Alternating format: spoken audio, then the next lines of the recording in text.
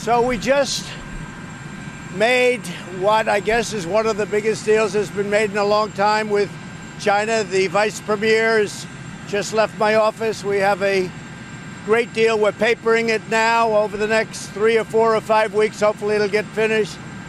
Tremendous benefit to our farmers, technology and many other things, the banking industry, financial services. And I guess by now you know pretty much we've had a very, very good couple of days with China, and it looks like that deal is very much on its way. It'll be the largest deal ever made for farmers. We're talking about a $40 to $50 billion purchase and other things. I mean, it's an incredible deal for farmers. I think they'll have to go out and buy more land and buy bigger tractors. So we'll hopefully get that done pretty quickly.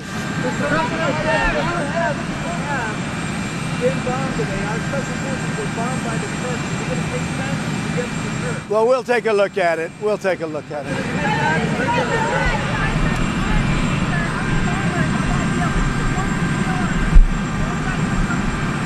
This will go a long time into the future. This is a buy. This is a very big buy. It's 2 years, but it'll go a long time into the future. The biggest deal made was $16 billion, and this could be 50. So this is many times more, many times bigger than any deal ever made for the farmers. Say it? Oh, they'll keep their word. China's going to keep their word. They want to make the deal.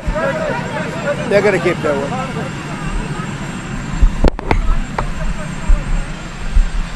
Well, I don't know. I haven't spoken to Rudy. I spoke to him yesterday briefly. He's a very good attorney, and he has been my attorney. Yeah, sure.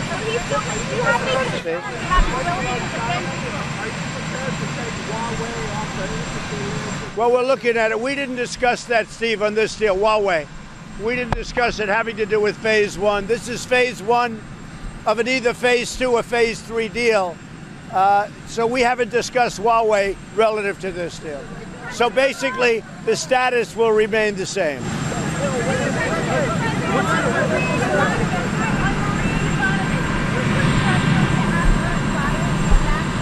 Well, she may be a wonderful woman. I don't know her, but she may be very much a wonderful woman. If you remember the phone call I had with the president, the new president, he didn't speak favorably, but I just don't know her. She may be a wonderful woman. If the Chinese Huawei off the BlackBerry, well, I'm not going to talk about it now because we're just starting the negotiation of phase 2. We'll actually begin as soon as we're finished papering phase 1. But phase 1 is one of the biggest deals ever made, and unbelievable for technology, unbelievable for the banking industry and services, and for the farmers. There's never been anything like it. Well, we're going to see what happens. We're going to be discussing that in phase 2. Who? Well, the whistleblower's been very inaccurate. The whistleblower, I don't know what kind of a whistleblower, the whistleblower reported a totally different conversation than I had. I released a transcript of my conversation, an exact transcript, and the whistleblower didn't say that. The whistleblower is either saying untruths, okay, or he didn't know, or he's making up a story like Schiff did. Schiff made up a story. Because when Schiff read what I actually said, he said, I can't say this because he did nothing wrong. So Schiff went out and he made up a lie. He made up, it was a fraudulent story. You know that. You know that better than anybody. You're a good lawyer. And frankly, he went out, he made up a fraudulent story. He then went before the U.S. Congress and the American people, and he reported a fraudulent story. Now, Schiff, something should happen to Schiff for that. He shouldn't have immunity for that. Why should Schiff be given immunity when he goes out and he says a story about the President of the United States, what the President said, and it bears no relationship? In fact, every word was different. And I'll tell you what, I can't believe that a congressman could be that dishonest and can have immunity from that. Steve?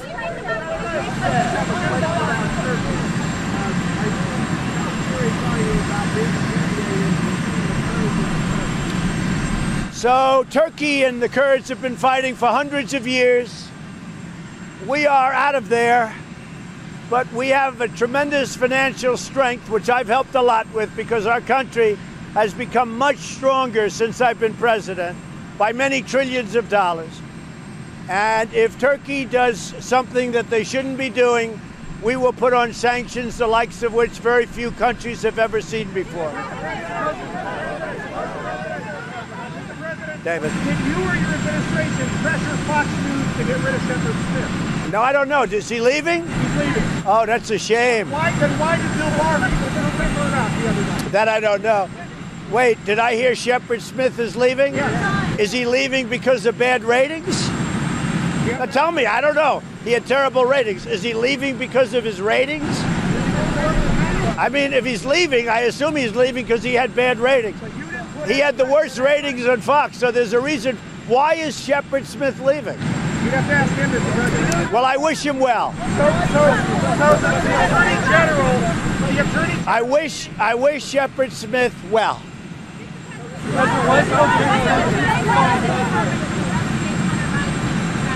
I think Hunter Biden is a disgrace. You know, the #1 T-shirt selling right now is "Where's Hunter?" I came up with that one last night. And by the way, we had a record-setting last night, as you saw, a rally. That was a rally like few other rallies. And now I'm going to Louisiana, and we're taking the Little League world champions, I think world champions, and they're going to be on the plane. They're from Louisiana, and they're flying with me. We just had pictures in the White House. I haven't asked that, no, but a lot of people should be asking, perhaps. I have not asked it. Hunter Biden walked away with $1.5 billion from China, $168,000 a month from Ukraine, supposedly a $3 million payment from Ukraine. Have I asked? No, but I can't imagine that somebody isn't asking.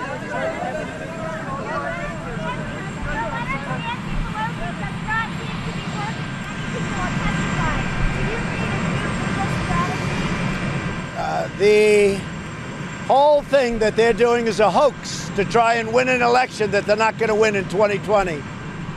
You look at the phone conversation I had with the president of Ukraine, it was perfect.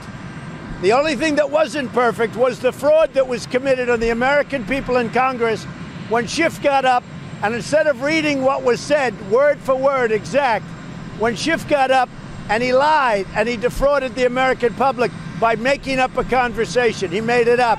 So let me just tell you that this whole Ukraine story is a hoax. And yesterday, I know you don't like to report it, but I might as well say it, the president of Ukraine said loud and clear that the conversation was absolutely a perfect conversation, that there was no problem with it whatsoever.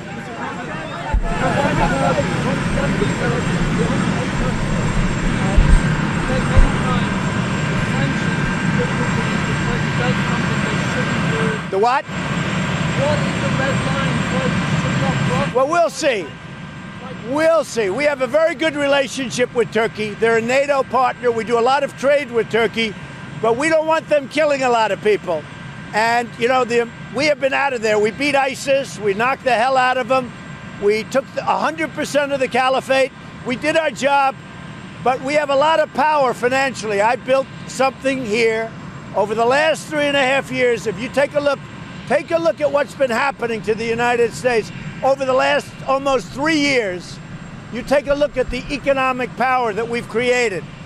We've gone up, in fact, the vice premier of China just said, we've gone up trillions of dollars. China's gone down trillions of dollars. If we have to use sanctions, we will on Turkey. Mr.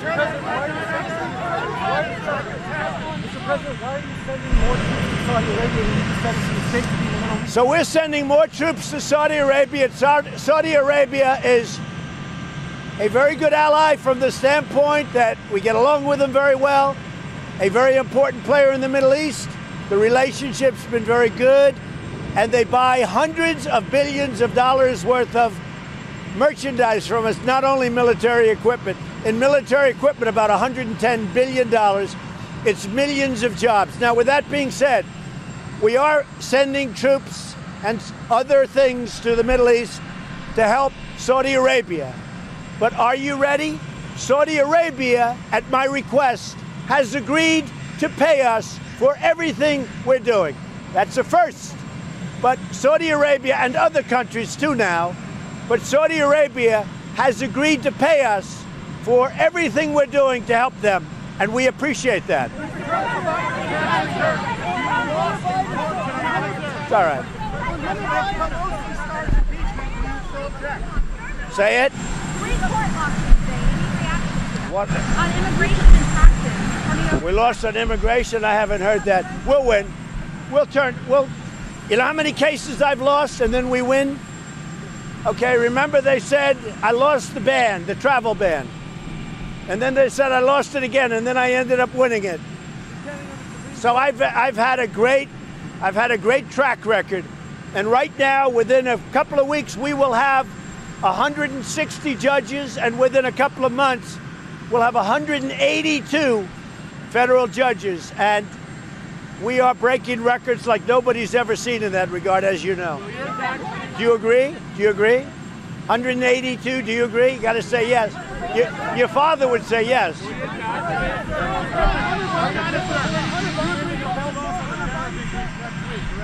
We're going to hold off on the 5% increase from 25 to 30.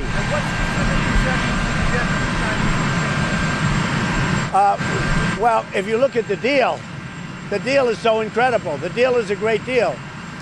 And I have to say it again. The farmers, it's going to be $50 billion worth of purchase. The most they've ever done was 16.